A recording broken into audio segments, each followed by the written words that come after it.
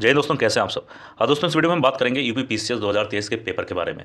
UP PCS 2023 prelims paper के बारे में। दोस्तों, इस पेपर को सॉल्व कराने का मेरा बस एक ही लक्ष्य है कि आप जब यूपी पीसीएस 2024 का पेपर देंगे, ठीक है, 2024 वाला, तो आपको ये पता होना चाहिए कि आखिर यूपी पीसीएस में सवाल पूछे कैसे जाते हैं, कौन से सब्जेक्ट का कितना, कौन सब्जेक्ट से कितने सवाल होते हैं, कितने नंबर का होता है, हर एक चीज़, करंट अफेयर का क्या रोल है, पॉलिटी के कितने सवाल पूछे जाते हैं, ज्योग्राफी कितने सवाल पूछे जाते हैं, इन्वायरमेंट साइंस जो भी है कितने सवाल पूछे जाते हैं, और हिस्ट्री हुआ, पॉलिटी हुआ, ज्योग्राफी, ये सब दोस्तों ऐसे सब्जेक्ट होते हैं जो अक्सर इसके सवाल रिपीट होते रहते हैं। अगर आप लोगों ने किसी भी एग्जाम, कोई भी, अगर यूपीएससी ले लिया जाए, यूपीएससी से लेकर अगर आप यूपी कांस्टेबल तक भी आ जाएं, बड़े से बड़ा, छोटे से छोटा जॉब ले लीजिए, अगर आप उसके पिछले 10-12 साल का अगर आप प्रीवियस ईयर क्वेश्चन सॉल्व करते हैं तो आपका एग्जाम में सिलेक्शन होने का चांस बढ़ जाता है। इसके पीछे रीज़न ये होता है दोस्तों कि पेपर जो आयोग, जो भी संगठन बनाता है, जब आप पेपर सॉल्व करेंगे दोस्तों, किसी भी एग्जाम का प्रीवियस ईयर पेपर, तो आपको ये आइडिया होता है कि सवाल पूछा किस तरह जाता है, कहाँ पे कौन कौन से नंबर पे किस तरह सवाल को सेट किया जाता है। इससे आपका जो माइंड है दोस्तों,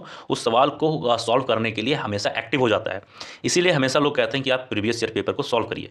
यही मेरा छोटा लक्ष्य है कि आप सभी के लिए इस पेपर को सॉल्व कराया जाए। और जैसा मैंने हर वीडियो में बताया है कि 2 से 3 दिन बाद आप सभी के लिए यूपी पीसीएस का बढ़िया प्रैक्टिस सेट 2024 के लिए आ जाएगा। ठीक है, तो अभी आप ये सॉल्व करो। आज बात करेंगे सवाल नंबर 125 के बारे में। इससे पहले हम लोगों ने 124 तक बात कर लिया है।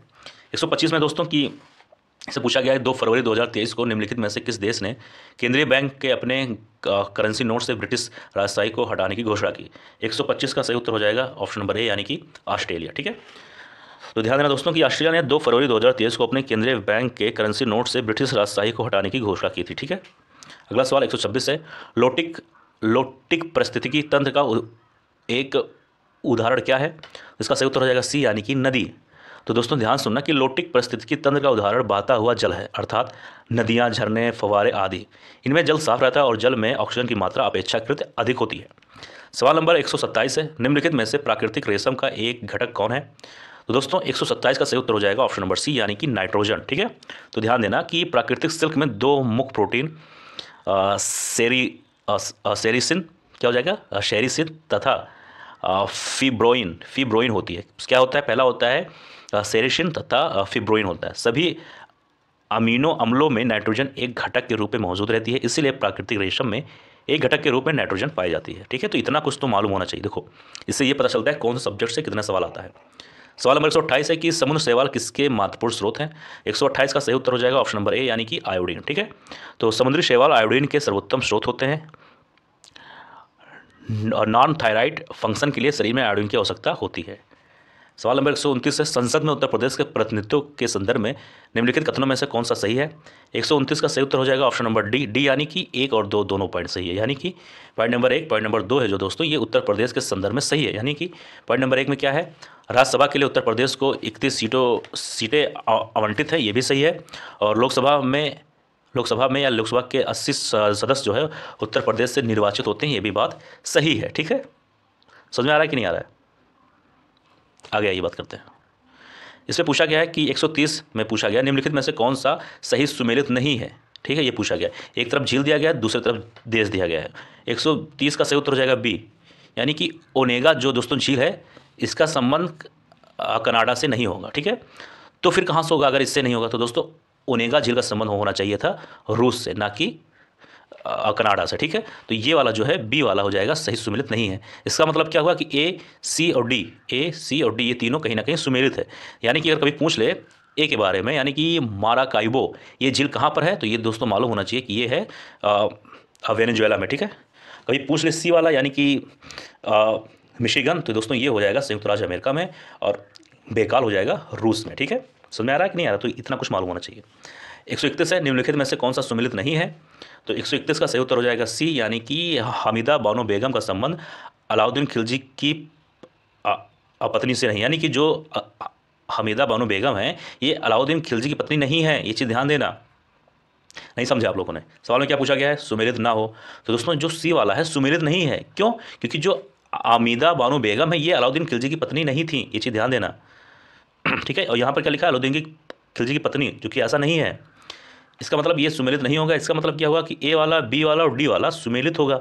ए में क्या है, इल्तुतमिश, तो दोस्तों रजिया सुल्तान के ये पिता थे। गुलबदन बेगम ये बाबर की पुत्री थी। इसी तरह सी में क्या, माफ करिए, डी में क्या है, शाह तुर्कन, इसका संबंध हो जाएगा इल्तुतमिश की ये पत्नी थी। ठीक है, अगला सवाल 132 में, दिसंबर 2022 में जारी सामाजिक प्रगति सूचांक के अनुसार टियर 1 में निम्नलिखित में से कौन अति उच्च सामाजिक प्रगति में शीर्ष तीन स्थानों पर है। 132 का सही उत्तर हो जाएगा ए, यानी कि पुदुचेरी, लक्षद्वीप और गोवा। 133 में है डीकिन विश्वविद्यालय के संदर्भ में निम्नलिखित कथनों में से कौन सा सही है। तो 133 का सही उत्तर हो जाएगा ऑप्शन नंबर बी यानी कि केवल एक वाला, यानी कि सिर्फ यही वाला सही है। यानी कि अगर हम बात करें डीकिन विश्वविद्यालय के संदर्भ में, तो यह एक स्वतंत्र परिसर के माध्यम से भारत में प्रवेश करने वाला पहला स्वदेशी विश्वविद्यालय है। ठीक है, अच्छा कभी पूछ ले कि डीकिन विश्वविद्यालय है कहाँ, तो ये दोस्तों ये ऑस्ट्रेलिया में है। ठीक है, ये चीज़ ध्यान देना। तो अब लोग बड़े बढ़िया से बात ही कर लेते हैं। डीकिन विश्वविद्यालय ऑस्ट्रेलिया के एक स्वतंत्र परिसर के माध्यम से भारत में प्रवेश करने वाला पहला विदेशी विश्वविद्यालय बन गया है। इसका परिसर गुजरात की गिफ्ट सिटी में स्थापित किया जा रहा है। ठीक है, अगला सवाल, निम्नलिखित में से कौन सा तत्व ग्लोबल गैस नहीं है। 134 का सही उत्तर हो जाएगा सी, यानी कि एक्टिनियम। ठीक है, तो दोस्तों एक चीज़ ध्यान देना कि एक्टिनियम और रेडियो सक्रिय रेडॉन जो होता है दोस्तों, ये सब नोबल गैस नहीं होते हैं। ठीक है, ये चीज़ ध्यान देना, कभी पूछा जाए। अच्छा, तो फिर कौन से नोबल गैस होते हैं ये भी जान लो। तो दोस्तों नोबल गैस को क्या हम लोग कहते हैं, अक्रिय गैस। क्या कहते हैं, अक्रिय गैस, हिंदी में लिख देता हूँ, अक्रिय गैस। ठीक, इसमें आता है हीलियम, नियॉन, आर्गन और क्रिप्टॉन, जेनॉन। ठीक है, ये सारी गैसें आती हैं। 135 है, साहित्य अकादमी पुरस्कार 2022 प्राप्त करने वाले प्रसिद्ध उपन्यास all the lives we never lived के लेखक कौन है। 135 का सही उत्तर हो जाएगा ए, यानी कि अनुराधा राय। 136 में है, SCO फिल्म महोत्सव 2023 के संदर्भ में निम्नलिखित में से कौन सा कथन सही है। 136 का सही उत्तर हो जाएगा ऑप्शन नंबर सी, यानी कि दोनों पॉइंट सही होगा, यानी कि पहला भी दूसरा है। पहले में क्या है, शंघाई सहयोग संगठन की भारत की अध्यक्षता के दौरान SCO फिल्म महोत्सव आयोजित किया जा रहा है। दूसरे में है सी, माफ करिए, SCO फिल्म महोत्सव में SCO देशों की फिल्में दिखाई जाएंगी। ठीक है, आ जाइए अगले सवाल पर। यहाँ पर है, निम्नलिखित में से किसे जनवरी 2023 में न्यूजीलैंड के प्रधानमंत्री के रूप में चुना गया है। 137 का सही उत्तर हो जाएगा दोस्तों ऑप्शन नंबर डी, यानी कि क्रिप्स हिपकिंस। ठीक है, तो 25 जनवरी 2023 को क्रिप्स हिपकिंस को न्यूजीलैंड का प्रधानमंत्री बनाया गया है। वही न्यूजीलैंड के दोस्तों 41 प्राइम मिनिस्टर हैं, वो 41 स्थान पे, मतलब 41 नंबर पे वे लेबर पार्टी से संबंध रखते हैं। दोस्तों देखो क्या होता है ना, कभी कभी आप सभी के लिए वीडियो बनाता हूँ, कई सारी वीडियोस बनाता हूँ, तो सवाल को पढ़ते पढ़ते बोलते बोलते कहीं ना कहीं क्या होता है कि कुछ शब्द फंस जाते हैं, एक थकावट भी आ जाता है ना। बस आप लोग समझ सकते हैं, आप लोग को ज़्यादा मुझे बताने की ज़रूरत नहीं है। 138 है कि चरक संहिता कितने अध्याय और खंडों में विभाजित है। 138 का सही उत्तर हो जाएगा ऑप्शन नंबर बी, यानी कि अध्याय 120 और खंड 8 है। ठीक है, सवाल नंबर 139, भारत का प्रथम नेशनल सेंटर फॉर मारीन बायोडाइवर्सिटी स्थित है, कहाँ पर स्थित है। 139 का सही उत्तर हो जाएगा ऑप्शन नंबर डी, यानी कि जामनगर। डी अगर आपको नहीं दिख रहा हो तो मैं बता देता हूँ, डी में है जामनगर। और जामनगर कहाँ है, तो ये गुजरात में। ठीक है, और इसका उद्देश्य क्या है, तो दोस्तों इसका उद्देश्य है कि तटीय क्षेत्रों की जैव विविधता का संरक्षण करना इस केंद्र का उद्देश्य है। ठीक है, अगला सवाल, दक्षिण गोलार्ध में हवा का बाईं और विक्षेपित होने का क्या कारण है। 140 का सही उत्तर हो जाएगा बी, यानी कि कोरियोलिस बल, या फिर कह सकते हैं कोरियोलिस फोर्स। ठीक है, तो दक्षिण गोलार्ध में वायु का बाईं और विक्षेपित होने का कारण जो है वो है कोरियोलिस बल या फोर्स। अपने अक्ष पर पृथ्वी पश्चिम से पूर्व की ओर घूमती है, इसीलिए कोरियोलिस बल उत्तर दक्षिण दिशा में लगता है। 141 क्या है, किस प्रकार का टीका जो है डिप्थीरिया से बचाता है। 141 का सही उत्तर हो जाएगा सी, यानी कि टॉक्सोइड।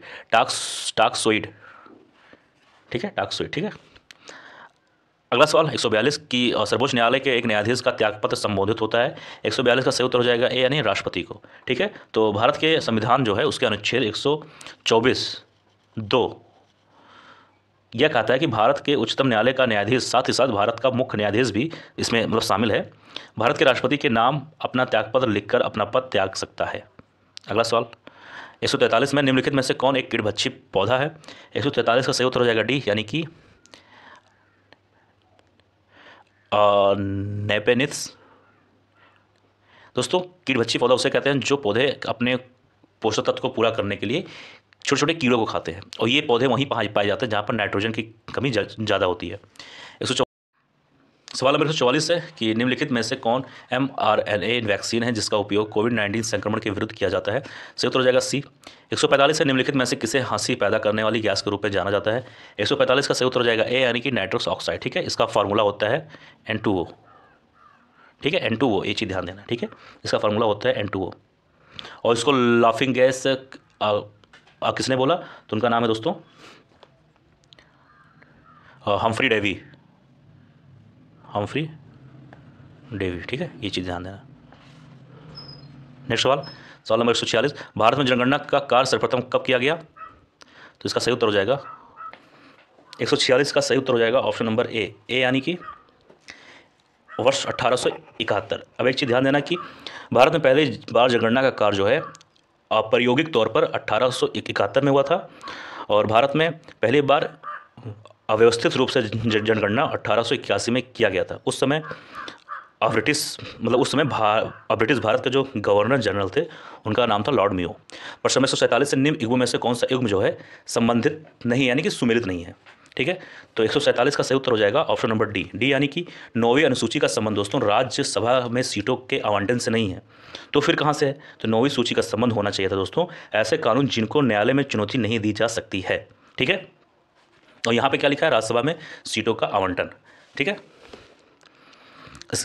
इसका मतलब ये जो है डी वाला सुमेलित नहीं होगा, इसका मतलब ए, बी, सी ये आपस में सुमेलित होंगे। अब आइए बात करेंगे, बस ये सिर्फ 2-3 सवाल और है आपका। सवाल नंबर 148 है, एक में पूछा गया है पुरातत्व स्थल, एक में पूछा गया वर्तमान स्थान। तो बताना है कौन सा पुरातात्विक स्थल जो है कौन से वर्तमान स्थान पर स्थित है? 148 का सही उत्तर हो जाएगा नेवासा का हो जाएगा महाराष्ट्र, और बी है ईशमपुर का हो जाएगा कर्नाटक, और सी है डिडवाना का, इसका संबंध हो जाएगा राजस्थान से। डी में है गुडियाम गुफा, इसका संबंध हो जाएगा तमिलनाडु से। अगला सवाल, गोल्डन ग्लोब पुरस्कार विजेता गीत नाटू नाटू के रचनाकार हैं, इसका संबंध हो जाएगा बी, यानी कि MS कीरावनी। सवाल नंबर 150 अंतिम सवाल, निम्नलिखित में से कौन एक 1857 के विद्रोह का स्थान और आरंभ सुमेलित नहीं, ये पूछा गया, यानी कि एक तरफ 1857 के विद्रोह का स्थान है, दूसरी तरफ आरंभ। तो बताना है कौन सा सुमेलित नहीं है? 150 का सही उत्तर हो जाएगा बी, यानी कि झांसी में दोस्तों 11 मई 1857 को जो है विद्रोह नहीं स्टार्ट नहीं हुआ था। तो कब हुआ था?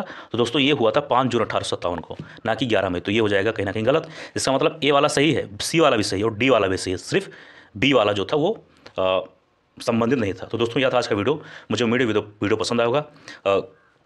किसी सवाल में कोई डाउट हो, कोई परेशानी हो, जरूर कमेंट बॉक्स में लिखना।